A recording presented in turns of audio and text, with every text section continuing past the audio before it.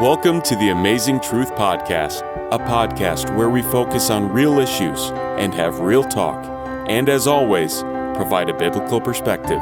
We hope that you will be blessed as you listen.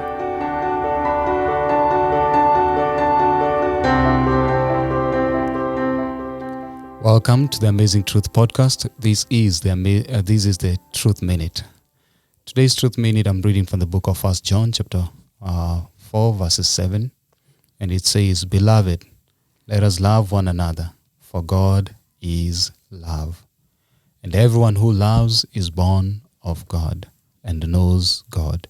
He who does not love does not know God, for God is love."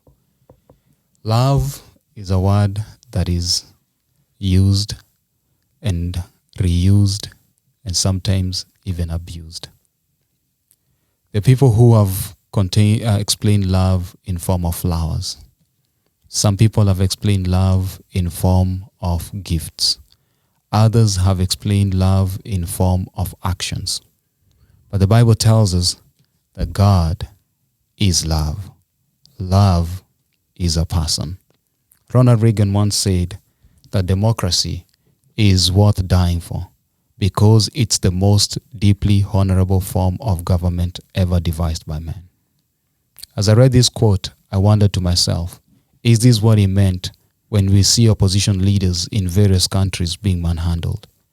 Is this what it means to die for democracy? After he had lived his legacy and led the country, he came to this conclusion. He wrote himself later on, he said, "Without God, democracy is not and cannot long endure." If God is love, what Ronald Reagan meant to say is that without love, democracy will not and cannot long endure. If we love one another, we will not kill each other. If we love one another, we will not see color, gender, sexuality, religion, tribe. We will see human beings like us. God is love, and we are all made in the image of God. That is the Truth Minute. This is the Amazing Truth Podcast. The Amazing Truth Podcast. Listen to us on Spotify, Apple Podcast, Google Podcast, and Stitcher. Like us on Facebook at the Amazing Truth Podcast. The Amazing Truth Podcast. Real issues, real talk. Hello, welcome once again to the Amazing Truth Podcast. We are here again, back again with another episode. This is Season 2, Episode number 4. And we have been tackling a myriad of issues. We've been doing life stories. And in those life stories, we've got focused on women's issues. And the issues that women face in the childhood, the reproductive ages, in marriage, and so on and so forth. And we are in part 2 of the episode where we're talking to Beryl and Ezra, and we are looking at endometriosis. And last week we talked to Beryl and Ezra about their journey with this literally painful disease or condition called endometriosis. Started in childhood. She was told when she gets married, it will magically go away. That Ezra will be the magic pill. Yeah. Turns out it didn't work that way. So she went through diagnosis. She was diagnosed twice actually, in Kenya and here in the States with endometriosis, and she had to go through surgery to get that diagnosis. And where we stopped was now the symptoms, her symptoms, what she went through, what she's been going through, and kind of talking about just the general picture of what endometriosis is. So this week we want to continue that conversation and finish that symptoms segment, and then talk about how she's managed the pain and the resources. And we have a very special surprise for you at the end of this episode. So stay tuned. We have a very, very big, huge announcement. You don't want to miss it. You're not doing it justice. Sell it better because it's bigger. It's bigger than big. Stay tuned. We have a very, very special announcement. Now, I have Ezra with me. As per usual, he's not on the hot seat today. He's part host, part storyteller. And obviously, my wife is here with me. And let's jump into and continue this conversation from last week. Ezra, any opening thoughts? Opening thoughts is thank you for those of you who reached out, who are asking questions, who are showing love. We really do appreciate that. And thank you for those who are saying that this was helpful and informative for them. And so that is why I'm excited about this part, because not only are other people learning, but as you noticed last week, I was learning too. Yeah. So I'm excited to continue learning, even though I'm part of the journey and the story. So right. So endometriosis, and we've we learned that it's let me hold on. Let me Google. You want to Google? Yes, I want to read exactly. It says endometriosis is a condition where tissue similar to the inner lining of the womb, endometrium, is found elsewhere. We're told that it can grow anywhere. Usually in the pelvis around the womb, ovaries, and fallopian tube. It is a very common condition, as we have noted from last week, the messages we've been getting and everything else, that it affects around 1 in 10 women. And I think this number is more. Yeah. These are numbers that are documented. Some places like in Africa, where we learned last week, people don't talk about it and it's not mentioned as much. 1 in 10 women.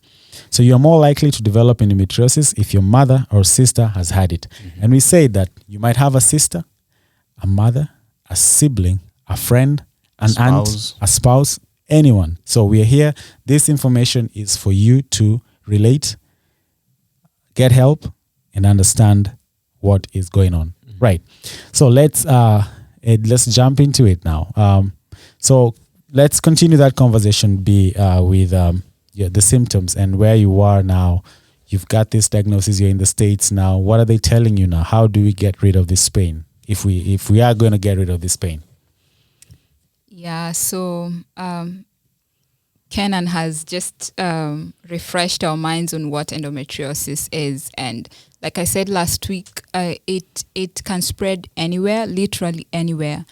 And those scar tissues have nowhere to go.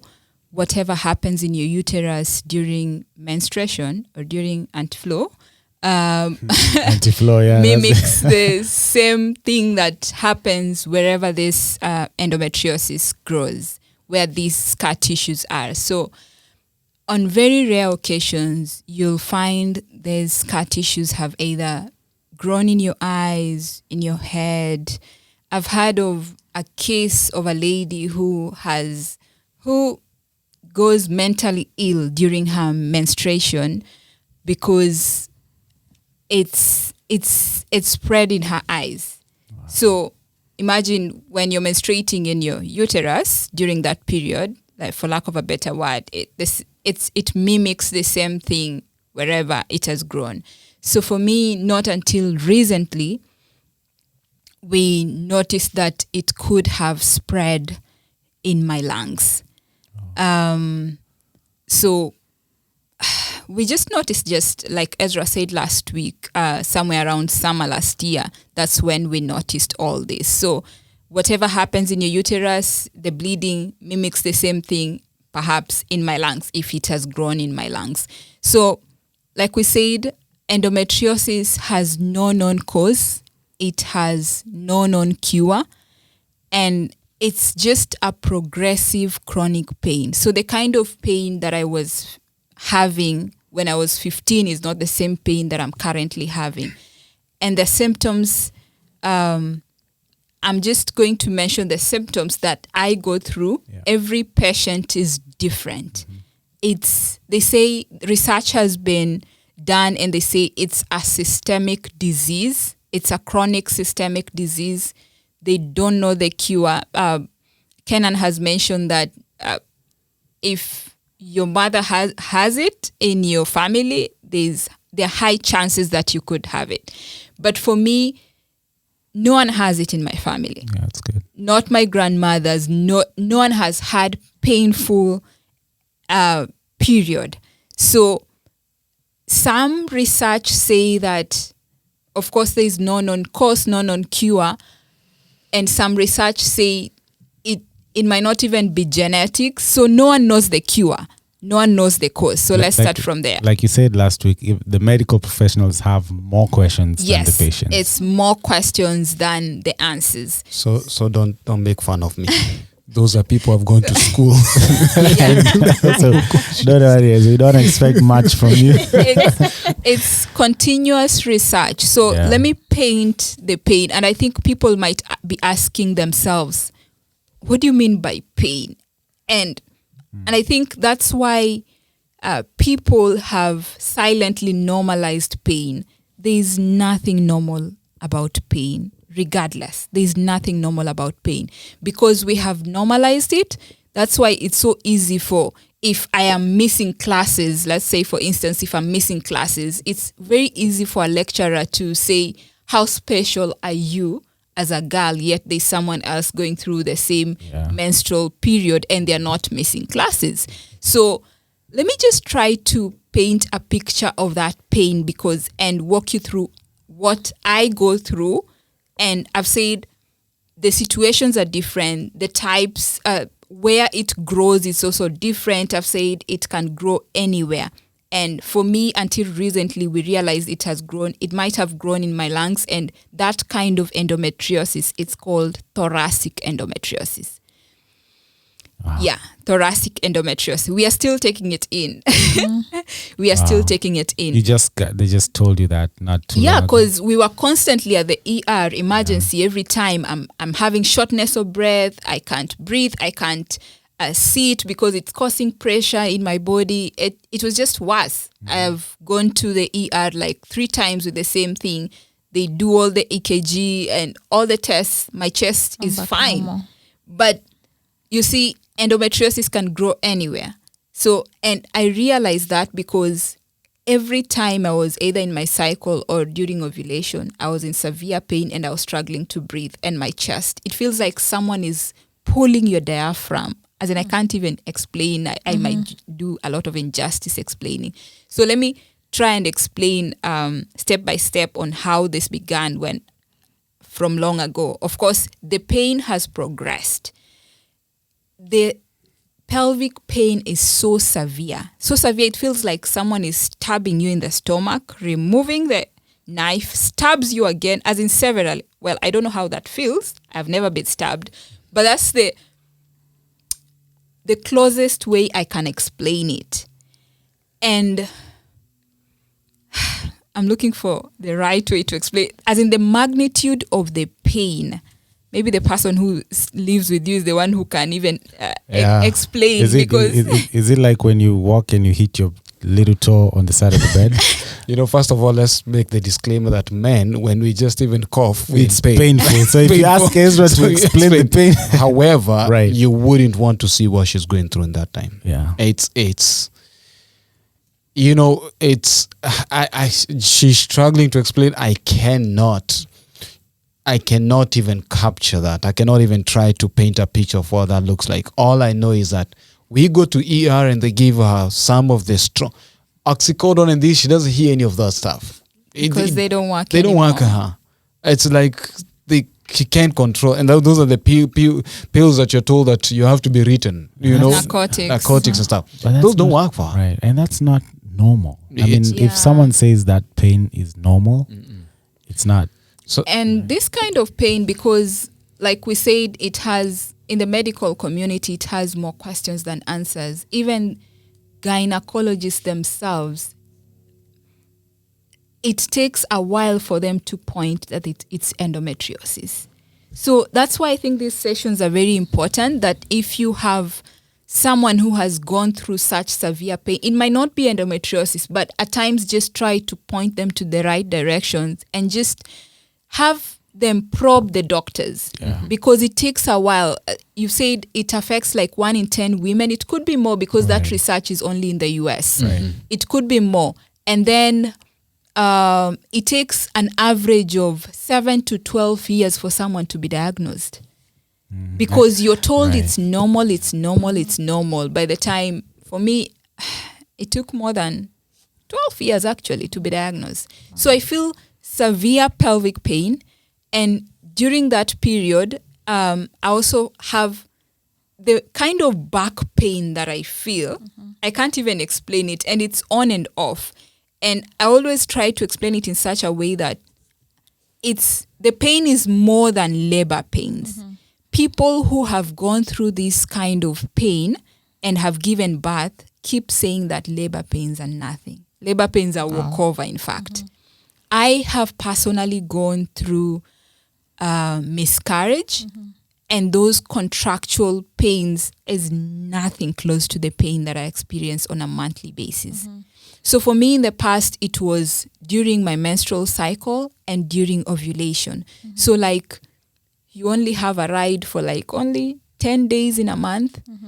But as it progresses, because it's a progressive chronic pain, for me, the pain can even be throughout the month. Yeah, and I can only imagine that it's worse because it's monthly and for the most part of the month compared to like, you know, like maybe if you were to give birth like once in 2 years or 3 years. So that's why I would say, yeah. Yeah, and it comes with a myriad of symptoms like fatigue, brain fog at times, Cramps, bloating. My stomach bloats. You'd think I'm like 5 months pregnant. The clots is what I was thinking actually. It's heavy bleeding. Clots. Heavy bleeding. I do not use normal sanitary towels. And for me, I look back and I think of people, for instance, in third world countries or just even in first world countries who cannot afford such basic things. For me, I'm grateful I'm able to afford. But for people who can't afford basic things like sanitary towels, if someone has such heavy bleeding, you cannot use normal sanitary towels. So if you're experiencing such symptoms, if you have to go to the ER because of anti-flow, for those who are not there during the last episode, we said we are trying to give it a nice word for menstrual period so that the men in the house won't feel uncomfortable. Right. So when we say anti-flow, it's the menstrual flow. So I know I was reading this website. I just actually read it now. Endometriosis UK, and there's different stories there, and some of the ladies are saying it took them 14 years to get diagnosed, and one of them says that her parents told her to get on the pill and contraceptive because they think she was 13 at that point. They told her to get into contraceptive pills because they think that's what's causing the pain. It helped, but then it took her another many years for her to get a diagnosis. And some of the symptoms she's mentioned is fatigue, her sinuses, headaches, and by the time she was getting diagnosed, they had done a lot of the endometriosis had done a lot of damage on her, reproductive areas. Now, I think pain. I've been quiet for long. Bring me in. I'm just you have something to say? I don't know what to say in here. He just wants to talk. But anyways, I'm just kidding. I just wanted to say that, as we're talking about this, we're trying to paint that picture. Yeah. I think for those who have Kenyan ties, you can look at videos there's some stories. There's this program called Engage. There's a lady, Hadassah, has shared a story there. Most people know this media personality, Jambiko Kai, shares a story. Also in Engage too, by the way. Engage is a TED Talk type of thing. So I mean, you have to hit it from multiple angles for you to start having an idea of what that is. And I think that's why it takes long to diagnose. Because for us, like when she was going through the sinuses, we went through every single hospital you can think of. Like we went through, I don't want to expose my ignorance, but I'm just kidding. But we went through a lot of hospitals. We went through a lot of specialists, eye specialists, ear specialists, neurologists, all this because everyone was treating the head.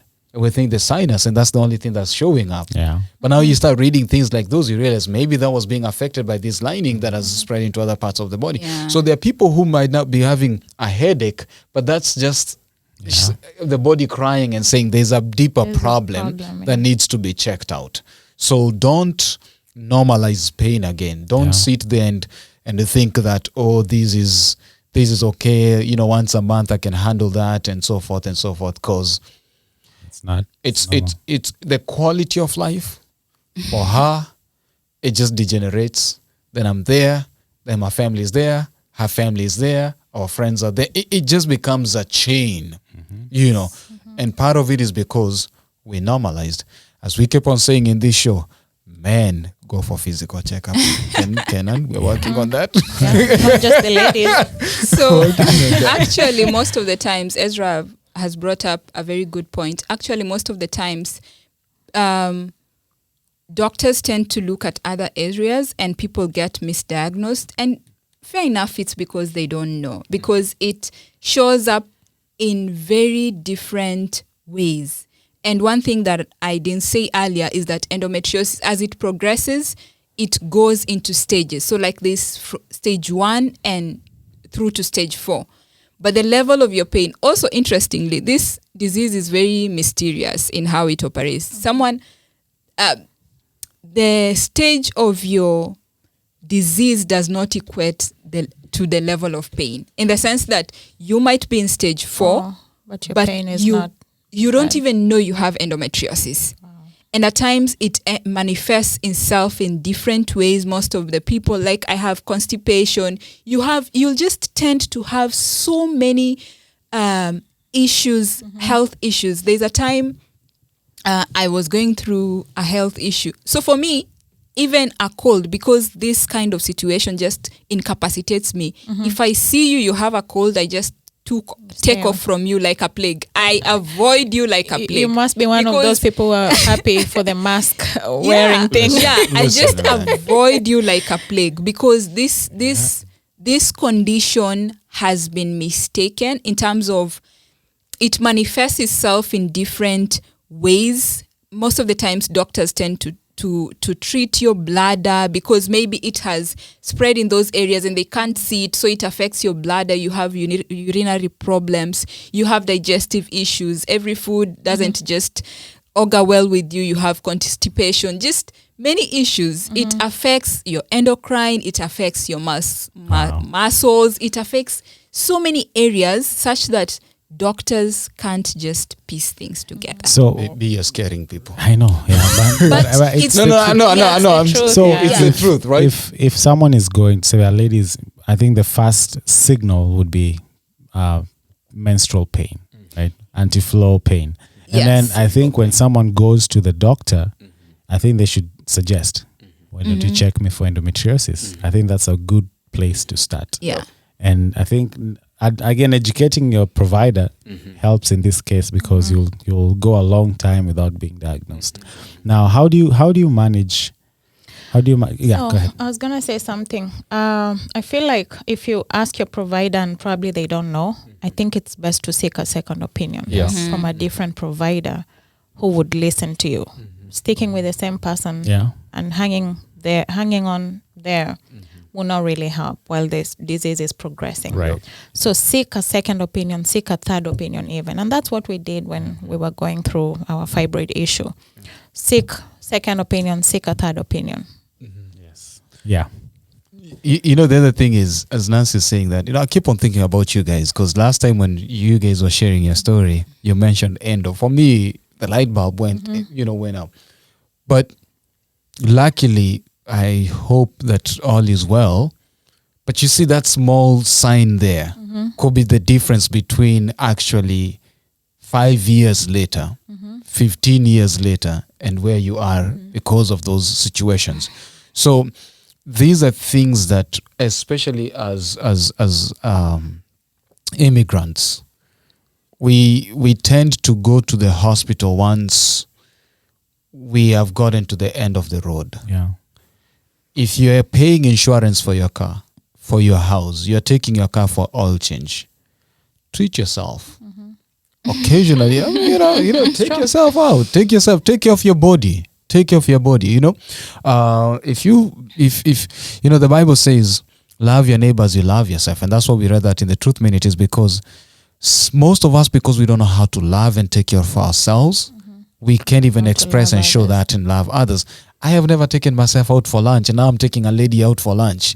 It's like I'm doing what is not natural for me. Yeah. Of course, yeah, it's my wife, right? Yeah. But all I'm just saying is that we take care, listen to your body, respond when your body calls out. I don't do this, so don't take my advice in this sense. But you hear all this new stuff when you're don't wait until your body is asking for water. That means that it's struggling. Drink it so that the body doesn't ever get there. So I'll be practice that. Kenan, hold me accountable in the next podcast how many glasses I took. I think we first need to start by you doing a physical. Me, Kenan. You see why you're taking this. The story is about me. 2021. It's about me. They're bringing it to us. I want to highlight something though that you say listen to your body. Yep. And I think there's people who for those that have listened to their body, but they probably don't have the resources to go. And that's where we'll bring the resources in.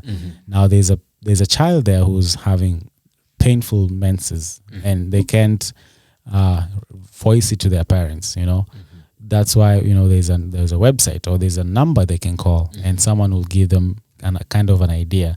And if they still have to push their parents or push their adults to get them to get this help, then so be it. But at least if you're listening to your body and you don't have anybody to talk to, reach out to these ladies in this room. Then we'll reach out to us. We'll connect you with someone who can help you kind of manage or start the process of managing that pain. Speaking of management, Beryl, how are you managing? I know I've come to your house and I know I've seen a lot of... My house is a factory. Yes, Let's I've seen a lot of things. So is that... I've seen what you don't eat meat. Yeah. You don't eat... She's gluten-free. Gluten-free. But that was before I even knew that I had endometriosis. Stop rubbing. I think part of it is that... Is that my question? Is that part the lifestyle? Your lifestyle is that part of managing the... So let me say, endometriosis requires a multi-modal approaches, like a holistic approach. You cannot say that you would do diet and it helps, or you do... So let me back up. Diagnosis, the only way to diagnose endometriosis, we say it is through laparoscopy. So laparoscopy is like a small incision that is done in your belly button. So don't get afraid. It's just a small surgery. It's actually a day's surgery and you go home. A small incision that is done at your belly bottom. And nowadays they do robotic. They also did the robotic thing to me too. So of course you're told there's no cure. Now go manage it. It's like, go manage it. So one thing is, how do you manage it? First of all, for me, it's surgery. I'm not saying do consistent surgeries, but surgery is like a starter in your menu or your meal. That's how they get to know that you have endometriosis. So get the surgery done. And then there are two types of surgeries. There's ablation surgery and then there's excision. The two that I have gone through ablation twice when they diagnosed that I have endometriosis. So ablation is where they kind of burn it. And then, unfortunately, because it's a progressive systemic disease which grows anywhere, they may not see it wherever. They might maybe burn it in your uterus and maybe it's somewhere else. It grows back. But then the most efficient one is excision surgery. Excision surgery is where they cut it off. So it goes deeper. Ablation is just at the top, what you're seeing at the top. But excision, it goes deeper. They cut it off. So this one, they say it's more efficient because it's even if it grows back, it takes a while. Like there's 30% chance that it will take a while for it to grow back. So for me, I'll say start with surgery. Surgery is like a starter. The second one is diet. Oh, diet is, that would be like a whole day's talk. But yeah. No, keep going. I mean, diet. It is. It is. Has something to say about diet. No, listen, my wife has tried everything and anything, So me in my house, I just eat because every day we're trying treatment. Maybe I'm on treatment. Yeah. But you know, for us at least, we're vegetarian for the most part. But her now, she's gone almost vegan, gluten free. Like even I cannot spray myself while she is in the house. Like if I'm planning to dress up, I have to go spray my suit and put in the garage or whatever it is so that tomorrow I can wear it. So she has to make even her own products that it's a good thing because soon we start a whole factory and we start selling these things. But she's invented a lot of things from whatever works. from cologne to roll-on, antiperspirant. People might be wondering why you're doing that, but it's just part of lifestyle, given that endometriosis is an inflammatory disease. So you would want to avoid anything that causes inflammation. Oh. So with your diet, of course, you've spoken about meat, you asked about meat. You're advised to like drop red meat, dairy. And Ezra also said, listen to your body. What works for me might not work for you, but this is just what the majority have seen working for them, at least dropping gluten. Gluten is one of the biggest things that affects people. So gluten, soy, so all these things cause inflammation. I know surgery is easier than diet for sure. Even when you talk about adding weight during the Christmas season and it's hard to lose weight than gaining. You gain weight in a week and it might take you like 6 months to lose it. So people find it hard to manage that through diet. Okay, wow. Yeah, so that is one of them.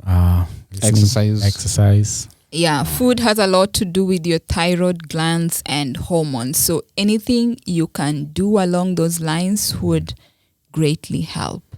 Exercise, physical therapy, like I said, it requires multimodal approaches. And you cannot just use gynecologists. You have to use a physical therapist, a dietitian, a nutritionist. It's wide. So I'm thinking about someone who doesn't have insurance. Can they go to a pharmacy or chemist and buy over-the-counter pain pills that might help with the pain? So I don't want to say but I'm not a doctor, so I'll answer it in the way that I have lived, how I've lived it. And what I have read. The painkillers just suppress the pain, and for me, I haven't found a painkiller that works for me. Otherwise, like you said. Even the strong pain. Strong. And the pills that they give you, you mentioned hormonal pills, this girl who was given hormonal pills. Those pills just suppress your symptoms, but it doesn't cure. Endometriosis has no cure. But the one thing that they have found to be helpful so far is the excision surgery. But it does not work by itself. You have to incorporate physical therapy, diet, and all these other things. Okay. I want to ask in terms of I'm thinking of how to ask this. Infertility. Now, does it affect? Two questions actually I have. First of all, does it help if maybe the ovaries are removed or the uterus? Those, and this might be a very ignorant question, but does it? Will it help? Ignorant. So if that makes you feel when good. The ovaries are removed. like those, see, maybe the fallopian tubes or those the reproductive organs where it aligns. Are they? If the surgery to remove that, will that help? Is that a cure? So, from what I have heard and read, it doesn't. Okay. It doesn't help to just remove your uterus because endometriosis grows anywhere. Oh, yeah, that's right. Yeah. So it does not help. So even they say your chances for it reducing after menopause are high. But again, also, if it has grown to other areas, then you still have a problem. And I think that's the point we're saying, that when you see your child when they're young, For example, if it's contained within the uterus and you take that out, then you can, do that. But when you normalize this pain and it spreads, now you can take off the lungs. Yeah. You can, it becomes now something that's beyond. So, it's important that this is a principle of any sickness that someone could be going through. Mm-hmm. It's a principle of your story 2 weeks last week and the week before of there's this situation in the uterus and it's not being affected. It's okay. But who knows, maybe if that was addressed before, you don't go through the whole pain that you went through. Exactly. Right? So there's this piece in, we keep on saying that it will be fine. It could, for us, it's endometriosis. For you, it was fibroids. For others are dealing with something else. Let's be proactive. Let's realize that it is not normal, even though we live in a sinful world, to go through these pains. That's the body calling out for help and act upon it when it calls. All right. Let's take a break, and when we come back, we'll look at resources. And we told you there's a huge gift surprise that we have for you, so stay tuned. This is the Amazing Truth Podcast. The Amazing Truth Podcast. Listen to us on Spotify, Apple Podcast, Google Podcast, and Stitcher. Like us on Facebook at the Amazing Truth Podcast. The Amazing Truth Podcast. Real issues, real talk. The Amazing Truth Podcast. Real issues, real talk. Welcome back to the Amazing Truth Podcast. We are kind of winding up this series in January, but we don't want to leave you gloomy. Mm-hmm. We want to say that there's hope, right? Yeah. There's hope. We don't want to. She's here smiling. Right? She's here smiling. They're happy. We've joked most of this episode because there is hope, and we're just sharing this. Right, we're sharing this because it is a real issue, and we're having a real talk. But aside from that, there is hope that And heaven rules. right, wherever you're going through, God has given you that cup, and God knows that you'll handle that cup, and God knows that He wants you to go through so that someone else can learn from that. So, what does hope? Talking about hope, how does hope look? In a few words, how does hope look for you? What is hopeful? What are you hopeful for in this journey that you're going through? For me, like Ezra said yesterday, I asked him, can we exchange bodies? For me, I am hoping that I've said surgery is a starter, and I've gone through ablation surgery, and I'm looking forward to go through excision surgery. So I'm hoping that at least will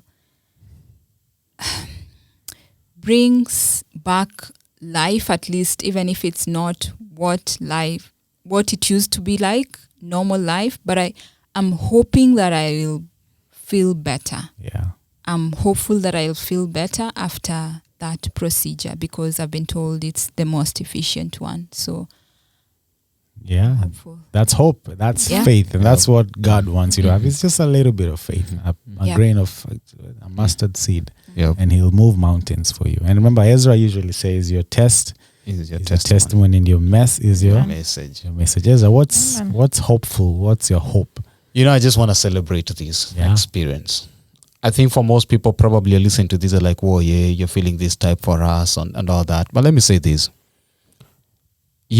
This is the prescription that Beryl and I needed. Yeah. It is what we actually needed, because if there's anything that makes us have deep, meaningful conversations, it's this. If when I hear couples fighting about cups and dishes and stuff, it's like, what are you guys talking about? And socks, what are you guys talking about, right? Yeah. Because this has taught us to appreciate life, celebrate each other, giving us a different perspective about what marriage is and what that looks like and needs to look like. We've come to a place where we realize that, God has blessed some people with health, but you're going to choose to fight over resources like finance.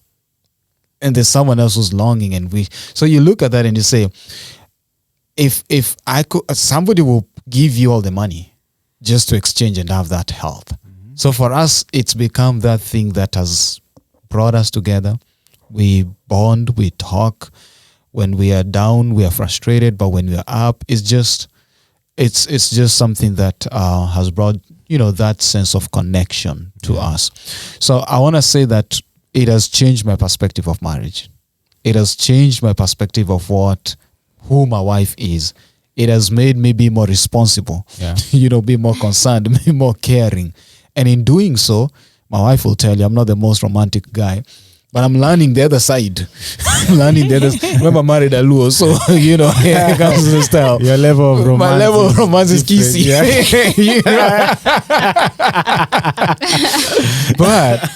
But in my own form and my own way, this has allowed us to create that way of loving each other within the context that we are. So anyone who's listening to this, it's not a moment for you to feel bad for us. Yeah. But it's a moment to realize that we have so much to celebrate out of this. Lastly, I'll say this. It has also made us think about what we can do to help other people. Yeah. And that's why we're sharing this story. Yeah. I'm involved in a ministry called Vuna International. And one of the projects we used to do is Days for Girls. And Days for Girls is where we will go back to Africa. We've gone to Pokot, Turkana, and we buy those girls sanitary pads, but we work with this organization called Days for Girls. If you go to YouTube, see some of our stories, they're there.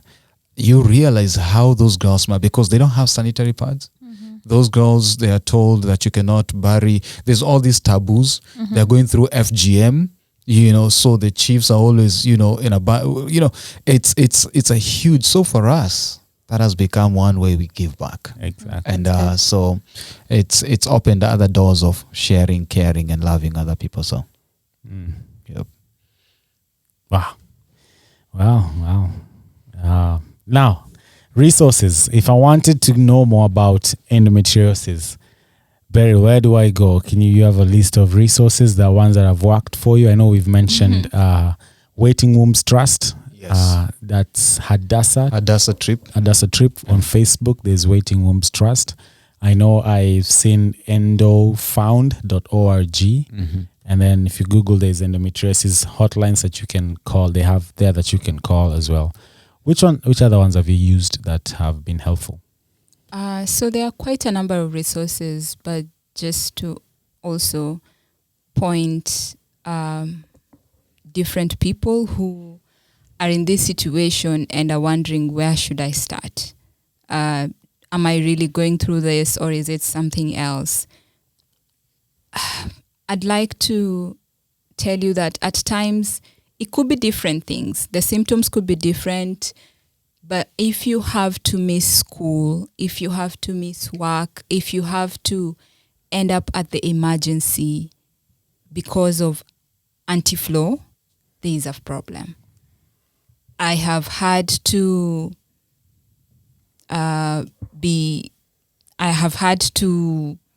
miss work a couple of times, or work from my bed because of this. Relationships, my schedule actually revolves around my pain. So these resources are important. So some of the resources that have worked for me, I haven't used some, but they're out there. One of them, Kenan mentioned severally. There's Endometriosis Foundation. There's Endometriosis Association. There's one really great one on Facebook called Nancy's Nook, as in Nancy's name, then Nook, NOOK. It's a Facebook page. There's Beating Endo Warriors page, Facebook page. It's Minnesota. There's Beating Endo. It's a book by Iris Obuk. This book is worth your time. Just get it and read it. It's been helpful for me. There's also an endo podcast. It's called Endocast, hosted by one endo warrior from Minnesota and also an endo specialist in Minnesota. So go check it out. And then there are other things when you're dealing with diet issues. There's gluten-free Find Me Up. People have different diet issues. When you go to a different town, you don't know where to eat because you cannot eat gluten-free or dairy. Just gluten-free Find Me Up. And then again, I think counseling could also help. Yeah. Thank you. I don't have any resources. Yeah, you are. I think glutenfree.org. Find me out. Right. Well, before we finish, I think tying into this whole journey, these 4 episodes that we've had, an idea came to one of us, and actually 2 of us, the ladies that we've been sharing with. Now, Ezra, you can be a co-host now. Yeah. The ladies that we've back to my normal. The ladies that have shared their story here, and let me tell you not funny, but a story. We talked about this project with my wife. We've been talking about it for many years. Mm-hmm. And then once, I think the Spirit just moved and we were convicted one evening. And then the next day, Ezra was coming to record a podcast, and he tells me, "Ken, I have a thought for you. There's something I want us to do." And he tells me the exact same thing. And I said, "This is it." So let's hear from them. Nancy, would you take it away? Yeah, so they have given me the amazing job of giving you the amazing news. Amazing, see what she did there? Amazing. Yeah, amazing. You see what she did there? I'm giving you the juice. The juice. All right. Give us the juice. Yeah, so in addition to the resources Beryl has given you, the Amazing Truth team is looking to write a book to support women who are going through various reproductive health issues. It could be any issue, for example, pregnancy-related, high-risk pregnancy, preeclampsia, infertility.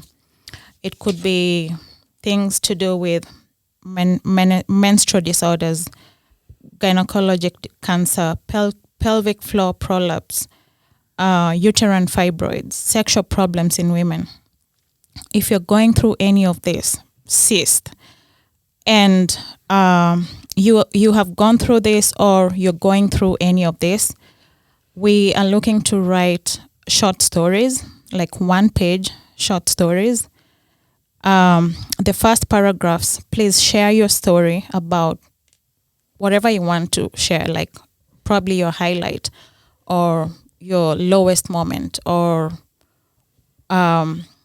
the resources. Mm-hmm. And then at the end, at the very last paragraph, we want you to share your message of hope. Mm-hmm. What you would like another woman reading your story, how it will encourage them. As you're doing this, I know that some people would like to be anonymous. It's okay for you not to write your name. So the layout of the book is, how we have like a devotion, like page by page. So that's how we're looking. It's not going to be a devotion book, but we're looking at having like a 1-page story. Mm-hmm. So however pages the book is going to be, if it's 50 people, 100 people, 200, we don't know how the Spirit will lead whoever is listening. So you can share your stories on the Amazing Truth email address. Yes, amazingtruthpodcast@gmail.com. Mm-hmm. You can... I think there's a couple ways we can... If Facebook, you feel comfortable to send us through Facebook or our Gmail, please write that story, send it to us, and we will take it from there. And we'll reach out to you if you want to be reached out, and we can discuss the specifics and what that means and what that looks like. You can also go to the Amazing Truth podcast. We're working on this and should be up hopefully by the end of next week, where you can just go in and submit your article. Right. We'll take that article and take it from there. So, please join these beautiful ladies here who God has blessed us to be our wives, as they've shown their courage to share their story, so that you can also add to that and be a blessing to someone else. You might not be able to come to a podcast here, but your voice, the pen can be your voice to be a source of refuge, encouragement, hope to someone else out there who's struggling. Right. Let someone hear your story. Let someone learn from your story. Let someone heal from your story. Don't... And maybe, Ken, a question that I have for them. Now I've gone to my host side. This is natural, right? Go ahead. why are we doing this, and where are the produce going to go? Why? Because people might think it's another monetary, thing, it's monetary and stuff like that. profit. What is this all about? So I remember when I was going through this issue of uterine fibroids and infertility and just reproductive health. I looked for resources on Amazon. I looked for resources in Kenya. There was nothing at the time. I haven't looked recently, but and I longed to relate to someone going through the same. So like just reading real stories of real people going through the same issue and how just a message of encouragement. I remember joining Facebook groups, many of them, Kenan and I joined, and we would say, oh, there's one that has come up. So we would join and be part of it. But after some time, the groups would die and our hope would also die. So we're just looking to have a resource out there that people can have in their hands. And when they're having a low moment, they can read peruse through the book and just read the stories and relate and find that hope, message of hope that they're looking for. The proceeds of the book will go back to helping the people who are going through such moments. Maybe they need counseling. We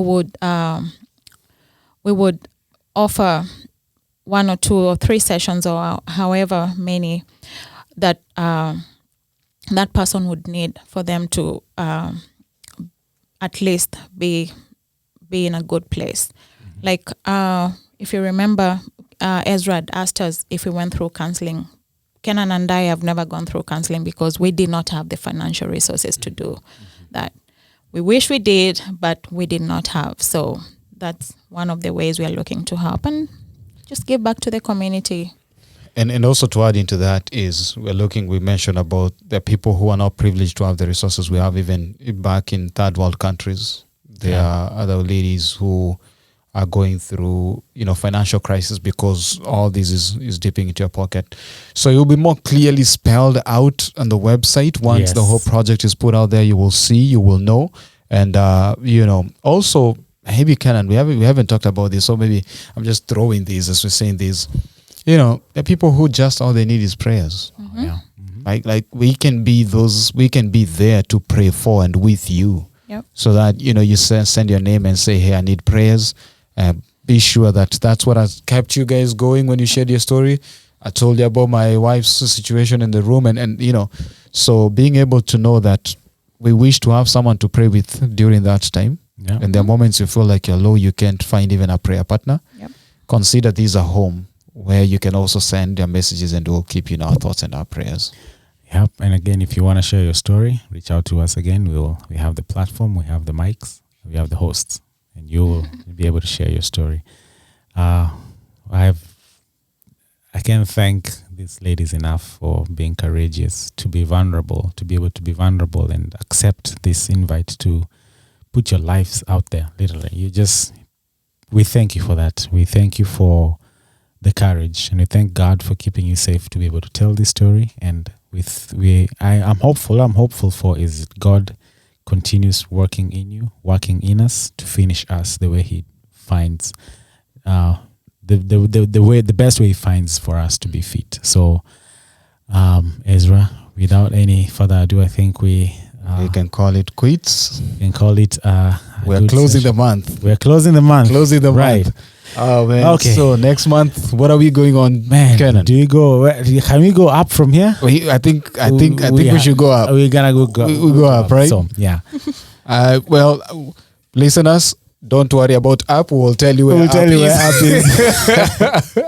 But we have a very, very special session for you in February. We'll have amazing topics, and we'll go even much more deeper than we've been. And their sense is not to get likes, to get subscriptions, which we want you to subscribe though, but we want to share this message and be a testimony to someone and help someone who's going through the same thing or even worse. That was the Amazing Truth Podcast. The ladies, do you have parting shot? Parting shots. The ladies will be the last people to talk, Ezra. You're done. Parting shots.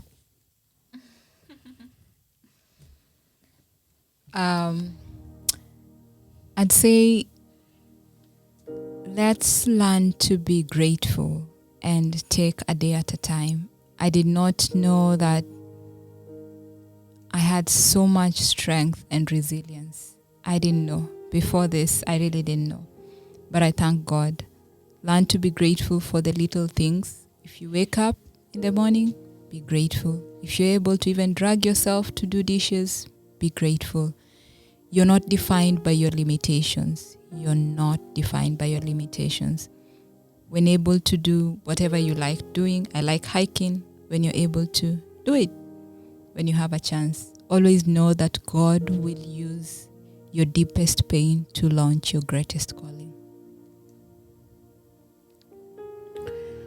I'm always a lady of few words, but I'm sitting right here and thinking, what am I going to say? But I think my parting shot will be to the two of you, to just thank the two of you for supporting Beryl and Kenan supporting me throughout this journey. You've made it more bearable.